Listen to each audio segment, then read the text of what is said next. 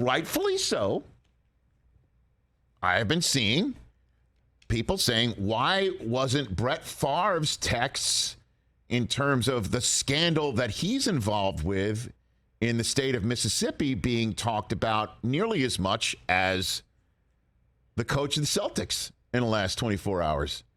Because we don't know what he's been involved with, but we certainly know something's up with Favre. And, you know, Favre is a friend and a friend of this program, but I always shoot folks straight here if I think even a friend has strolled astray of propriety or the law.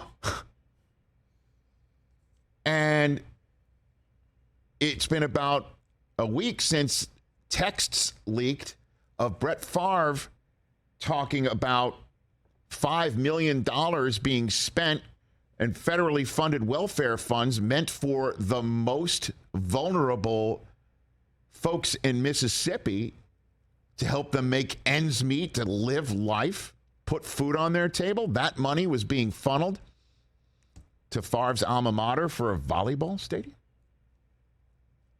And a text exchange where Favre certainly sounds like he knows what he's doing is improper. Wants to make sure that would the media find out where the money's coming from, which anybody who's doing something proper doesn't really hit send on that text. But he hasn't been indicted for anything. He hasn't been arrested for anything. Nothing's happened on the legal front for Favre, but that shoe might just be about to drop too. This tweet just moments ago from Kyle Griffin of NBC News. John Davis, who was Mississippi welfare director during the distribution of federal welfare funds to Brett Favre and other prominent residents, is set to plead guilty this morning in federal court, according to a newly unsealed court document. So if there was anything illegal about this on the part of Brett Favre, one would think the individual is about to plead guilty on this front. Might be doing some talking. And we'll find out. Because this is ugly. And this is definitely worthy of attention. And we are going to find out what is going on in the state of Mississippi involving one of the more treasured athletes to come out of that state.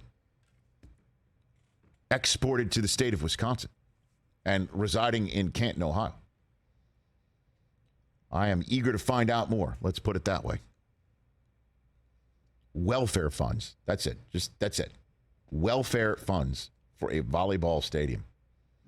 And that's one of the poorest states in the country, right? The poorest of the poor in one of the poorest states of the country for a volleyball stadium.